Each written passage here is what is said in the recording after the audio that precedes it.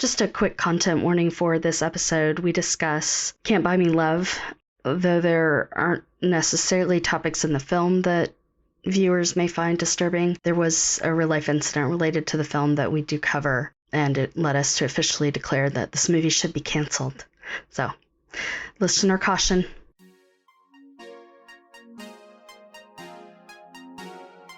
Hello, and welcome to the I Love You But podcast. I'm Heather, and this is my sister, Rian. Each week, we will revisit relics of our childhoods using our multiple master's degrees to critically evaluate the crap that consumed our misspent youth, so join us. Sisters, latchkey kids, cuspers, and lazy feminists as we look back at our past to say, I love you, but...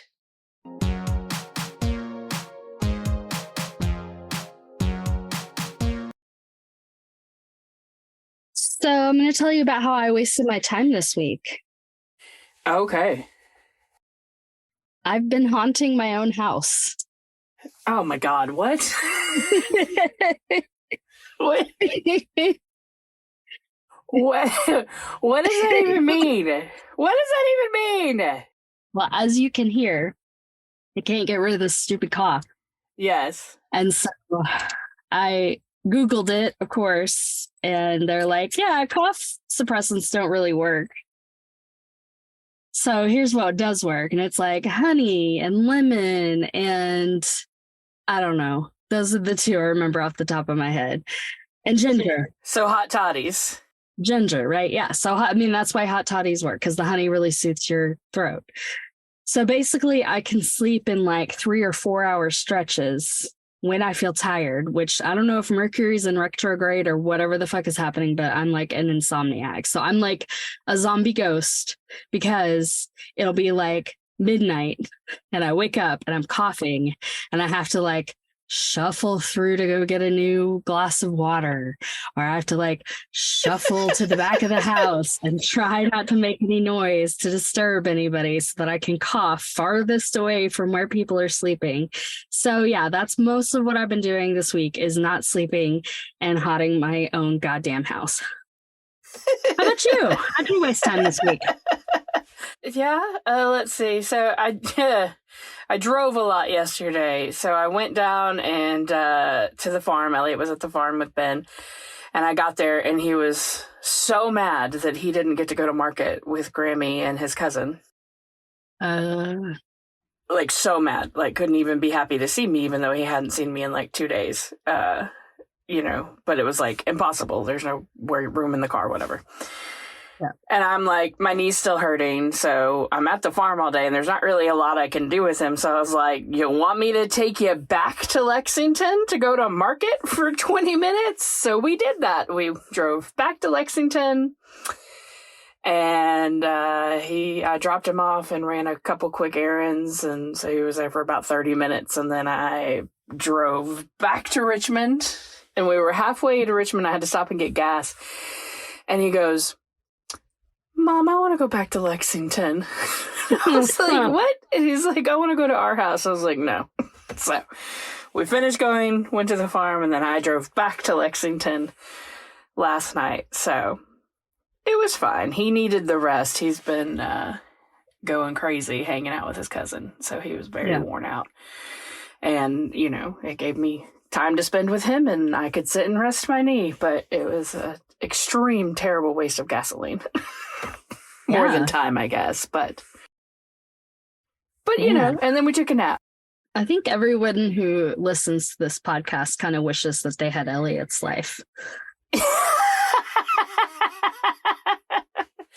I mean, when we were sitting by the creek watching him and his cousin play in the creek and catch crawdads and minnows, we were definitely talking about what a charmed life that child has. He's got the best of both worlds, so... His grandmother was talking about how happy he is, and I was like, well, he has no reason not to be. Yeah. Every obstacle, every pain, every trauma, every hint of discomfort, all removed from his life. Not all removed from his life. Stop. He's not spoiled. You know what? Tomorrow he's going to theater camp, and that is going to be difficult, and he's going to have to deal with it. So it is going to be difficult for him to have me leave him with a group of strangers for 6 hours, 7 hours, and other kids. So I'm not looking at you right now. I think I'm just trying. I think I'm just mad at you because you made me watch this fucking movie. It was not that bad. It is one of the worst movies I've ever seen. Like, did it actually have a script writer? Really? Did anyone write it? What a piece of shit movie. And then last night, Dad was super restless, so he kept coming in and interrupting it. And he'd be like, blah, blah, blah, blah, blah. And I'm like, I was so mean to him because I was so mad about the movie. And I'm like, he's like, you're being mean. I'm like, tell your other fucking daughter. It's her fault. And then I'll watch it for a minute and be like, oh, this looks really bad. And then he'd go away for like 10 minutes and then come back. Oh, is it still on? Like, yes, it's still fucking on. Never gonna end, apparently. Anyway, what do you remember about Can't Buy Me Love? Nerd, cool girl, white leather jacket, telescope, lawnmower, D-bag boyfriend, and another redheaded pest ? I think the same redheaded pest from Back to the Future. No, it's not. That's Seth Green. Oh, no. His friend, though, that wasn't a pest in this was the sex pest in... Remember Back to the Future, she like gets away from Biff and then she goes inside and there's like that redheaded sex pest that grabs her and starts dancing? Oh, yeah. I'm pretty sure that guy played his dorky best friend. Nah, I think it's a different guy. Okay. But maybe. I didn't look it up. As it happens, the redhead who was not Seth Green in Can't Buy Me Love also has an acting credit for Back to the Future. Oh, well, maybe he was then. Okay, well, you didn't mention that you looked it up. I was hanging on by a thread. Would you like to know what I remember about Can't Buy Me Love? I do, yes, please. African dancing.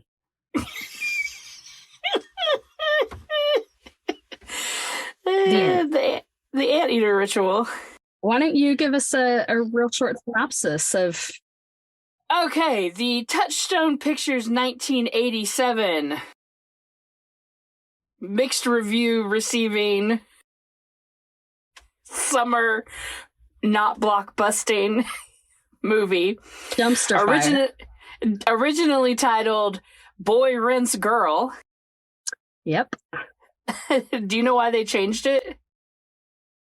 Because that was already the name of a porn. No, not because it's problematic, which you would think. No, because they finally got the rights to the Beatles song Can't Buy Me Love. Which also, this may be why nobody gets the rights to Beatles songs anymore, because this is what happens. They're like, oh, shit. Yeah, so Can't Buy Me Love starring Patrick Dempsey, who many, now know as McDreamy, and Amanda Peterson. Patrick Dempsey plays Ronald, a classic dork, nerd, geek, in love with Cindy, the most popular girl in school, head of the cheerleading squad. He has saved money to buy a telescope. He finds Cindy in a dire situation where she needs exactly the amount of money that he is going to use for his telescope, and he decides to pay her to pretend to date him and make him popular. And it works. And then he turns into a terrible human being. She gets all sad, and then they end up together. The end. Despite him doing some pretty terrible, shitty things. So, the reality is you can buy yourself love, apparently. But I would like to talk about how Paula Abdul got a choreography credit on this movie. And there were 2 scenes with cheerleaders and a scene at a prom or whatever, a Columbus Day dance, a fucking Columbus Day dance. Like, fuck you. And that's it. And you get a choreography credit on the main title credits. Like, Wow. I mean, I love Paula Abdul. Don't get me wrong, but Yeah. Apparently she was in one of those dance scenes. I don't know if it was the cheerleading one or not, but so yeah. Anyways, all right. I was excited about Seth Green because I love Seth Green, you know that. So it was nice to have him show up as Chuck, the little brother. yep. My first question is, what does Cindy's mother do for a living? Great question. Because she is a single woman in a very large house who just gives her daughter credit cards. I am going to assume she's got some alimony coming in. Yeah, it must be the case. So. Or maybe she and Sigourney Weaver share that trust fund. I don't know. Yeah, I mean, at least his dad had like a job. He was the president of like a tile company or something. Yeah. Because they obviously had money as well. Yeah. Did he have a personality? Who? Patrick Dempsey, that character. What's his name? Ronald? Ronald? Did he have a personality? Yeah, like I couldn't figure out why he was friends with his friends or why they were friends with him. And then I couldn't figure out why the other people like he didn't really have other than being an asshole. Yeah. I don't No, really I mean, he was very bland, for sure. Yeah. I mean, well, it's like, I really liked the line because it's so true when they're talking about, when he's like, oh, I want to be cool, I want to be cool, I want to be cool, I want to be cool, I want to be cool, you know. And his friend, who is perfectly fine not being cool, and I think is probably the best actor in this movie, the redheaded friend. Yes. Was like, and he's like, well, we were all friends when we were kids, and he's like, it's because we were all forced to be in the same room together all day long. And it's like, that is so true. This movie had a whole lot to say about clicks and popularity and whatever, and I suppose you could look at it as kind of a modern day Emperor's New Clothes, but I really just wanted to watch Heathers. I was like, this is why they blew up the school. Like, this is fucking bullshit. Like, just blow up the school, kill everybody. They're all terrible. Yeah, they are really terrible. I like that she called them out. But then they all just like keep being themselves. Nobody learns a lesson. Nobody becomes a better person. No, they're all still terrible. Yeah. And then I was really confused. So her, divorcee mother, who is dating the creepiest creep that ever creeped. Oh my God. Creepiest motherfucker ever. Rock. Ugh. Yeah. She's like so upset about this whole thing. I'm like, what is her mother gonna do? Like, oh, about the Suede? I thought that too. Like, is her mother gonna murder her? Right. Like, I mean, she was so, and I'm like, your mother seems like an extremely permissive parent. Like, what is she gonna do? Take credit cards away from you for a little while? Get over it. Like, yeah. I didn't even feel like that was a high enough stake to accept the challenge. And then the fact that they like didn't discuss the details until like right before they went into school together. Yeah. And she's like, you keep negotiating. And I'm like, he's just making more demands. He's not negotiating. Like, this is such bullshit. Like, yeah, like you already have the money. Just say no. Is it To All the Boys I've Loved, the first one where they do the fake dating with the hands in their pockets? Maybe. Yeah. I think so. That was a much better version of this. Yeah. I don't know. I mean, I do think it's interesting that she didn't believe that her friends that she could make just hanging out with him would make him popular. I don't know. I think there was a review that said that there was depth, the ability for depth, but they didn't get it. So yeah, no, this is a fucking piece of trash movie. Well, it was done un-union. So I know. maybe that's why. Apparently, the SAG sent representatives to the high school to like try to dissuade the kids that go to school there from being extras in the movie. Mm-hmm. And it didn't work, except for the theater department. The drama department was like, "We're not gonna be in this movie." Good choice. Give them all Oscars. And apparently in the cheerleading scene, you can actually see members of the crew on strike in the background. Unsurprising. So that's fun. Just let me know when you're ready for me to ruin the whole movie for you. Oh. I mean... But before we get there, Gerardo! Gerardo! I just turned the page and it says Gerardo! Yeah. Suave, suave. A shining light of charm. Who, for some reason, didn't have to wear a shirt in home ec. Yeah, this felt like if like Grease and Grease 2 had a baby with like I don't know, a shit bomb. The shit bomb they threw at Homeboy's house. And then I read that like Easy A, that last scene they do pay homage. Like, why? Why would anyone pay homage to this movie? Like what? I made my microphone fall over. I was so annoyed. I think it's the same, like, just nostalgia bullshit. Like we want to remember these things as cool and good, and then they're not. Like I remember watching this movie and enjoying it. Like, to me, and I don't know if we've talked about, like, the experience of going to the video store on our pod yet, but, like, to me, this movie, for some reason, is, like, very heavily tied with, like, going to rent movies at Payless it would probably Payless, yeah. I think maybe, like, how many times do you think you watched this movie? Because I feel like I watched it now in my entire life 2 times.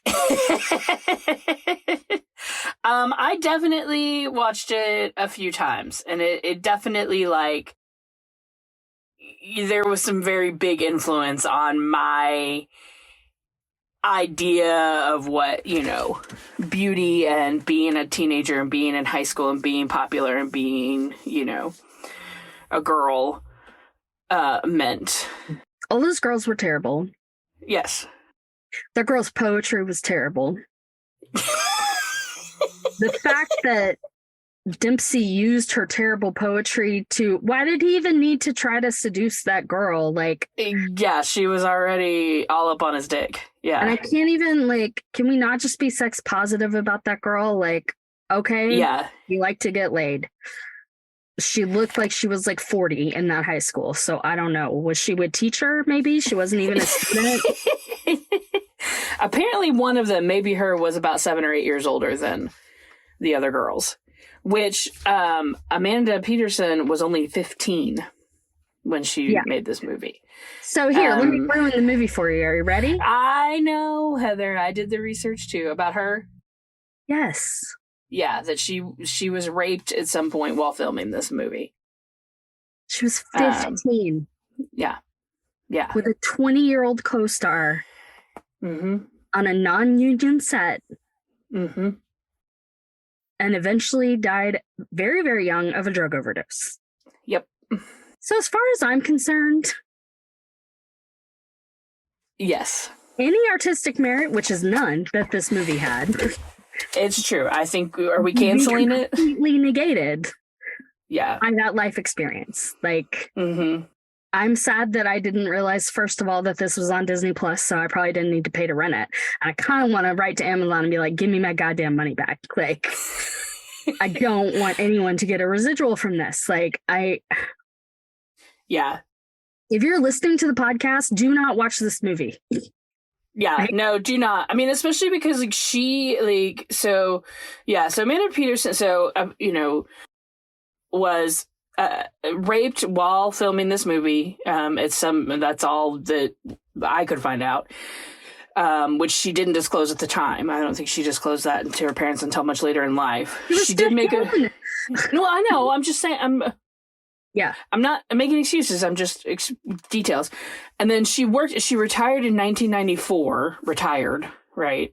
Right. But then when she died, and she was arrested like 5 times for like DUIs and disorderly conduct. And then she died of a morphine overdose, and she was like living on disability. Yeah. You know? So, yeah. How much money was Patrick Dempsey making in 2015 when she passed away? Like, fuck your tweet about she'll be forever young. Like, I'm glad I didn't do any research until I had already watched the movie, because I would have just been like, we're nope, not watching it. I can't watch it. Like, and it's not to say that bad things don't happen on sets and bad things don't happen other places, but I mean, to me, just yeah, the fact that he was 20 and she was 15 is very disturbing to me. Like, there was no reason for that to be true. It's not like she was wildly talented. I mean, God bless her, but like, I mean, she wasn't like stunningly drop dead gorgeous. Like, there was no thing that it was like, it has to be her. To be her. Yeah, it couldn't have been somebody else. You know, you couldn't have gone at least with an 18-year-old, like, at least, like, yeah. I don't, anyway. It's interesting. So right? I guess I'm glad that more people can talk about these things now. Well, but then, like, what about other movies? Like, what about, like, Natalie Portman and Taxi Driver? Or, you know what I mean? Like, what... Wasn't she, like, super young? Wasn't in Taxi Driver? What are you talking... You mean Jodie Foster? Jodie Foster, yeah. Yeah. Was she assaulted in Taxi Driver? No, no. I don't know if she was assaulted, but she was really young and doing some compromising. You know what I mean? Like... Well, that, to me, is a very different... I think that's always difficult too. Like, Natalie Portman has talked about that when she was in The Professional. Yeah. And, like, creep ass dudes were sending her disgusting mail. Like, yeah. And like Brooke Shields, I think, has talked about, you know, when she was in that, what was she in, Romeo? No, the island one with the boy. Yeah. And I wonder if, like, I mean, do you think this being non-union, I mean, this is kind of a salient topic right now because, you know, the Writers Guild is on strike. Yeah. Like, would unions protect against some of that stuff? Like... Well, with unions, you have the ability, you have a voice, right? Yeah. So who's she going to go to? Because let's say it was a producer. I mean, I don't know who assaulted her. I don't know. Yeah. But... you know, who are you going to go to? Like, yeah. And what are you going to do? I mean, you know, it's like how Harvey Weinstein managed to be a fucking monster for all those years. Like, yeah, he had all the power. And yeah, I mean, a union's like, I'm not saying that if it had been a union shoot, she wouldn't have been assaulted. Mm-hmm. But I think that the reason you go non-union, maybe if it's like, well, this is an artistic film and we just don't have the budget, right? Mm. Not the case here. Like, yeah. This is a piece of shit film. Yeah. That has nothing important to say. Or if it has something important to say, it does it so poorly it doesn't even manage to convey the message.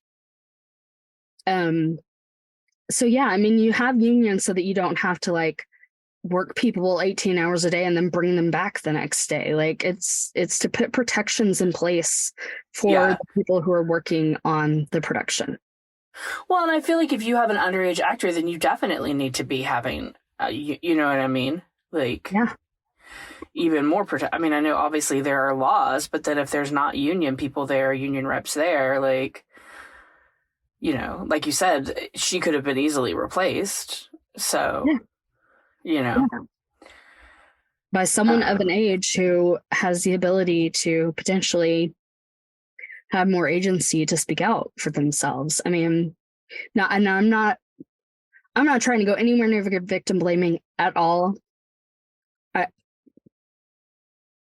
believe women when they say that they've been assaulted, and I don't know, but this is super, super upsetting. Yeah. And that's not really the tenor of our podcast. So no, I decided that instead, okay, we should play a game. Oh, okay. So we're going to play Fuck, Marry, Kill. And the choices to fuck, marry, or kill are Patrick Dempsey's character in Can't Buy Me Love. Okay. Nick Cage's character in Peggy Sue Got Married. Oh, jeez. And Tom Hanks's character in Splash. Oh, this isn't that hard. Well, good. Tell me, who do you fuck? Who do you marry? Who do you kill?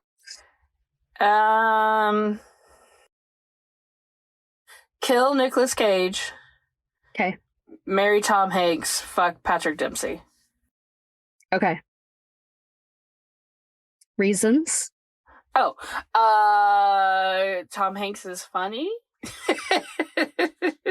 His character, not Tom I'm Hanks. thinking about his character. His character was funny and kind. I mean, I don't know. It's hard. Like, to me, Patrick Dempsey and Tom Hanks are like, the characters are equally problematic and kind of bland. So being married to either one of those would just be kind of easy because you would just do whatever you want. And then just, like, fucking Nick Cage and Peggy Sue Got Married is just awful. Like, I couldn't hear him talk or anything. Like, I don't even think the sex would be good because he was so self-centered and, whatever. So, automatically kill. And then, the other two, it doesn't even really matter. I can't imagine the sex would be good with really either of them. So, Yeah. At least Tom Hanks has a business, so, and lives in New York and not Arizona. So I'd rather live in New York City than Arizona. I think that's fair. So I would fuck Nick Cage. Just to kind of get him to shut up. And I would kill Patrick Dempsey's character because I don't give a fuck. Like, I was in the movie and it was like he like put that like sad sack like burlap thing on the ground to lay outside like a dog, and I was like, why would anyone feel sorry for you? You have literally brought all of this on yourself. Yeah. Like, you had no good reason. I'm just gonna lay in this shit on this burlap sack and cry. Great. I'm gonna murder you right now in my fuck, marry, kill. And then I suppose that just leaves Tom Hanks, and I would have to marry him, and that would be fine because I mean, it seemed like he must have been good in bed. She kept fucking him, so like, yeah, they did have a lot of sex. Yeah, that would be good. And then he had some good. I mean, you got to deal with John Candy as a brother-in-law. Yeah, but I mean, it's not like I don't have problematic family, so I can deal with that. And like, hey now. If it's not actually Seth Green, but Seth Green is that little brother pest character, I don't want to live with that. No, fuck that kid. Yeah, and Nick Cage's friends and Peggy Sue Got Married. No thanks. I mean, I guess you could maybe marry Patrick Dempsey and just cheat on him with Gerardo. Like, that might be okay. I don't know. But Gerardo. Oh man. I mean, legally you don't have to like consummate marriage anymore, right? Like, that's no longer a thing. Like, I mean, yeah, I guess you don't actually have to have. I mean, there's a lot of sexless marriages out there. So I don't know. Maybe then you could marry Patrick Dempsey and then just never, ever, ever fuck him. Yeah. And try to fix all of his friends because they all were very damaged people who were just like, I don't want to be sex negative. I want to be sex positive. It just felt like the way that they were all trying to have sex with each other and talk to each other. Like, I was like, why can't this be this TV show Sex Education? Like, why can't this be Pretty in Pink? Like, there were so many things that I was watching that it's like this trope has been hit so hard in so many directions by so many smarter, better people that like, I don't even know why this has to exist. I feel like they should just shoot it out of the canon. Like, fuck, Can't Buy Me Love. Like, take it off the face of the earth. Like, I mean, honestly, I like take the trope off. Like, why are we still making movies with this plot structure? Because we are like, like the Rebel Wilson remake or whatever. The cheerleader one. Yeah. Where, I mean, like, there's slight changes, but at the end of the day, it's still the same goddamn movie. Like, about being popular, and then the reality is, it's like, that's not even what high school is even like anymore. Like, right. Yeah, that's fair. I mean, that's why I kind of like the show Sex Education, because I feel like there aren't really, I mean, there's like rich and snooty kids. Yeah. There's just all different kinds of kids. And then I have not watched Euphoria on HBO or Max. I haven't watched Euphoria. Yeah. I have a feeling that would also, I'd just be like, oh, goddamn. I think it's like, yeah, I don't think I could do my job if I watched that movie. Yeah, I feel like if I watched Euphoria, it would be like the intellectual equivalent of like reading actual scientific papers about how long left we have on Earth. You know, like like suck all hope from your life.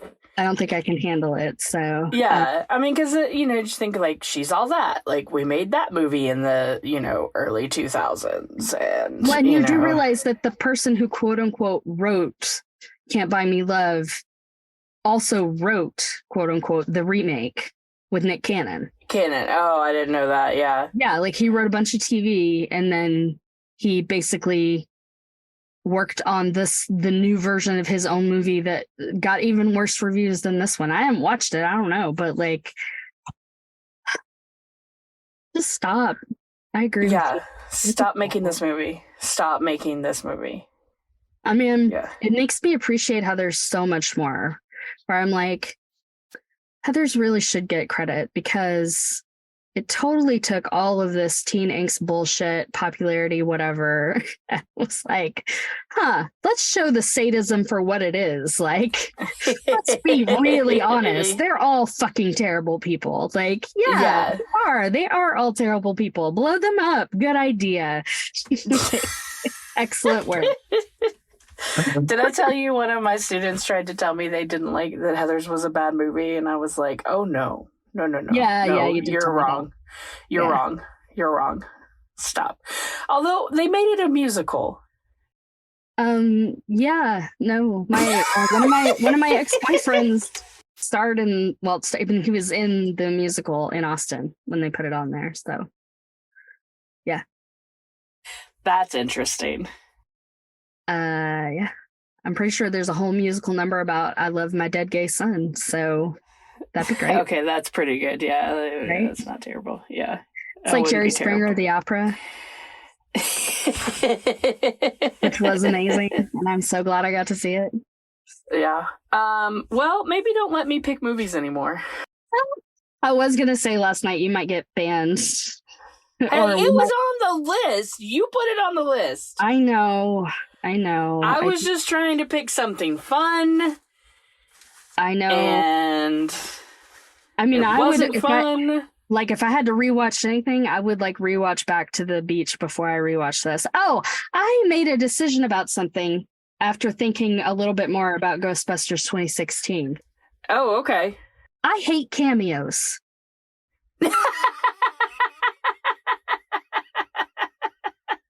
Okay. Tell me more.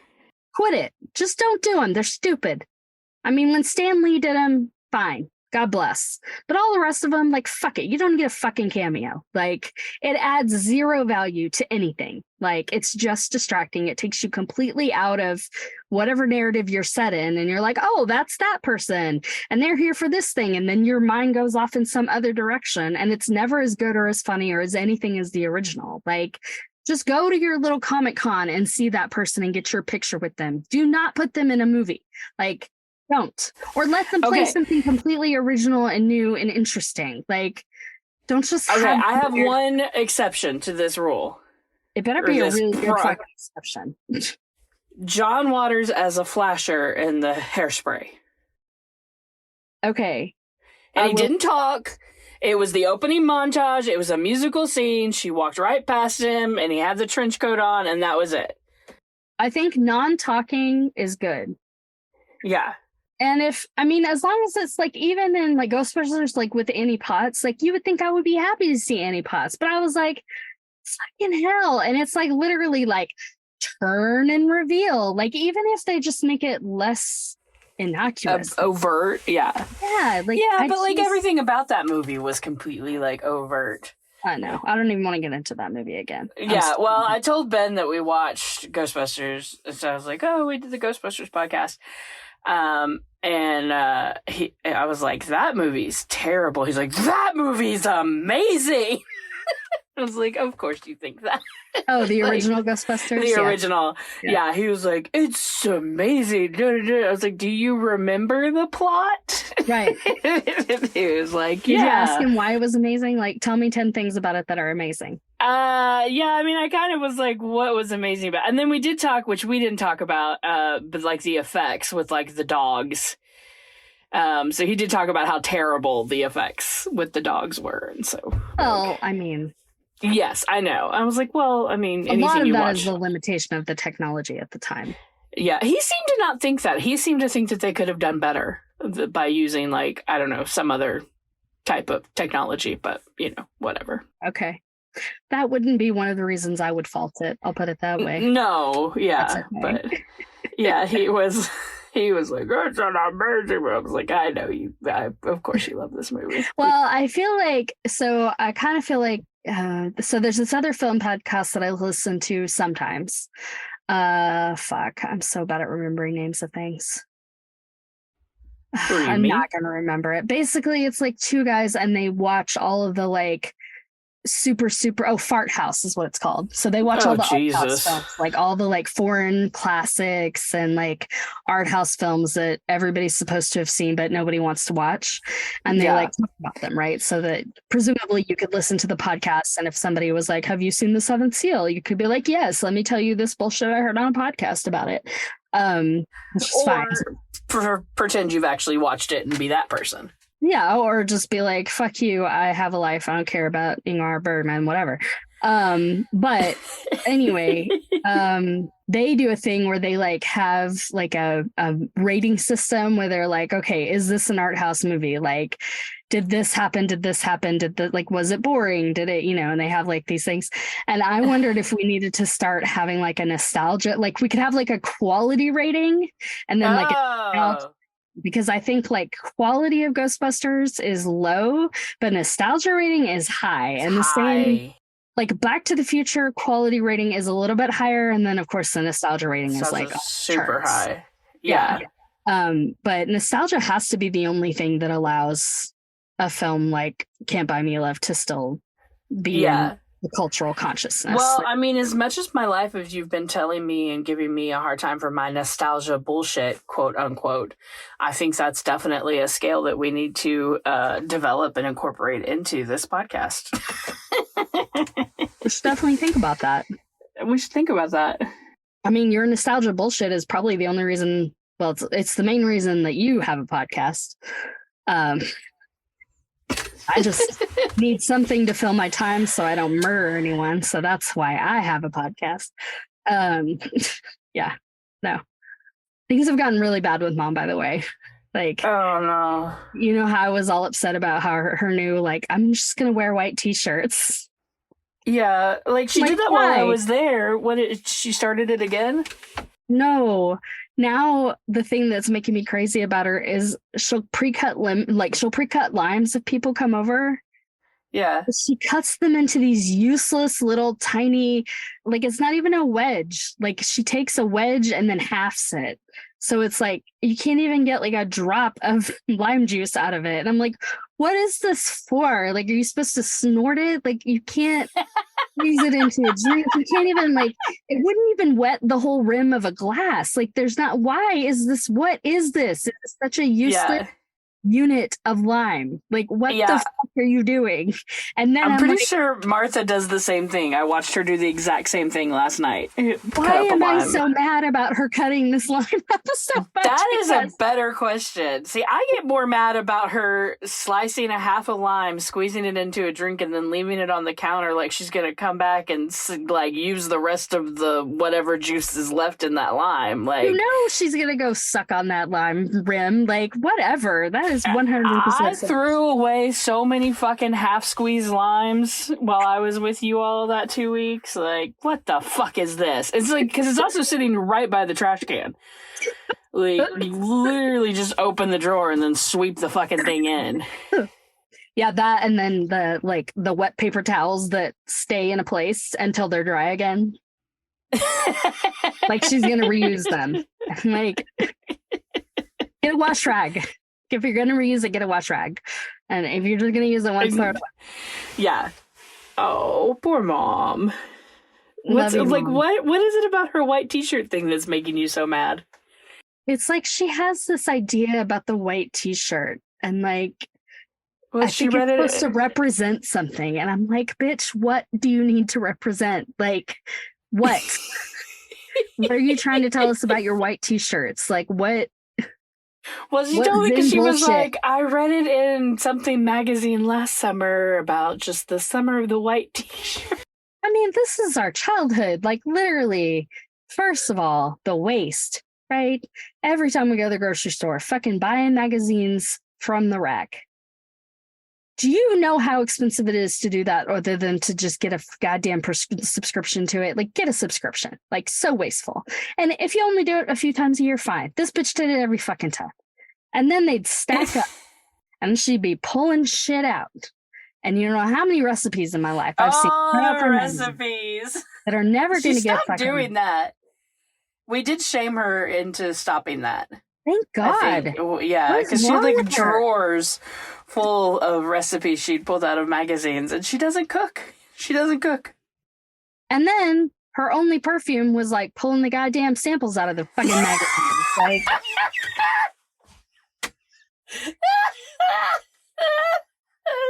It's so true. and I know we were working poor. I know we were working poor.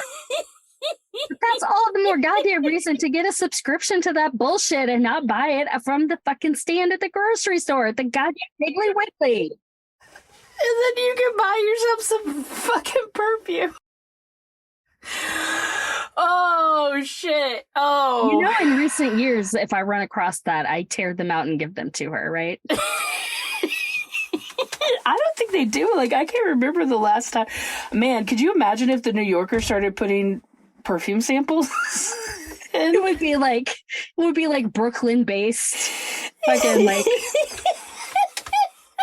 small batch artisanal perfume. Oh, Oh, this one smells like rosemary, pine nuts, and despair. Oh.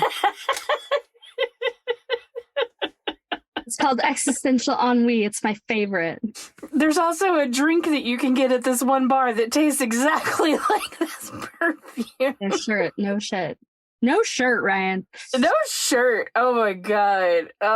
We went out. We had our end of year party, and we went to this bar, and like they were like doing this thing where they put smoke in a glass, and I was like, oh Jesus Christ. Like Janet was like, ooh, what are they doing? That's so cool. Like with like rosemary and putting it in the. I'm like, oh my god. Go to a goddamn magic show. If you want to see some smoking shit, go see Joe Bluth do a goddamn magic show and get over it. Like, get a fucking drink. Yeah, if you want to drink, spectacle. get a drink. Like, there are too many people in here for these two bartenders to be taking 20 minutes to make one goddamn drink. Right. This isn't Cocktail. Fuck No. off. Yeah, and this is Lexington, Kentucky. Like, no. Like... Yeah. Oh my god. Oh, we are so full of hate and vitriol. Well, I'm going to keep haunting my house until I feel better. Okay. I'm going to try to clean my house, and hopefully my knee will feel better. Hopefully your house will be clean before I fly there, and hopefully I don't arrive as an actual ghost. Well, you might save on airfare. We'll see. I did get this trip with Miles. That's always nice. Oh, that is nice. That's awesome. I know. Yeah, and the good news is, I think next week... Yeah, what are we watching next week? Next week we get to watch something that is, I think, high on nostalgia, but possibly also high on quality. Possibly. We'll see. Haven't watched it in a while. What are we watching? Dirty Dancing. Okay. I'm young. I'm in love. And I gotta dance about it. I gotta dance about it. I want to dance. I do have to thank you, Heather. So, like, I have this journal. Maybe that's how I've been wasting time. So I got this journal subscription where they send me one every month, and I can just focus on the month and whatever. And part of it has where you put this, it has a blank bingo card, and you put like self-care things in all the spaces that you want to do and see if you can accomplish those. And so you just helped me accomplish one, because one of mine said, laugh until my face hurts. So making fun of our mother. Thanks, Mom. Made me laugh until my face hurts. Good so thank God she'll never listen to this. Yeah, she couldn't handle it. It would be way too much. That's fine. We all have our cross to bear. I wouldn't, if somebody mentioned me as much as we mentioned her on their podcast, I wouldn't listen to that podcast either. I mean, I don't even listen to our podcast, and I'm on it. So. Lucky you. I listen to our podcast way too much. Hey, thanks, y'all. That's it for this episode of I Love You But. Join us next week when we discuss Dirty Dancing. What made you laugh? What made you cringe? What did we forget? And what should we talk about for future episodes? We want to know your thoughts. Find us at Instagram at I Love You But Pod, or on Twitter at I Love You Pod, or email us at iloveyoubutpod@gmail.com. Listener email and comments may turn up in future episodes. Be sure to rate, review, and follow I Love You But wherever you get your podcasts. Thank you for listening. I'm Heather. I'm Ryan, and we send you lots and lots of conditional love.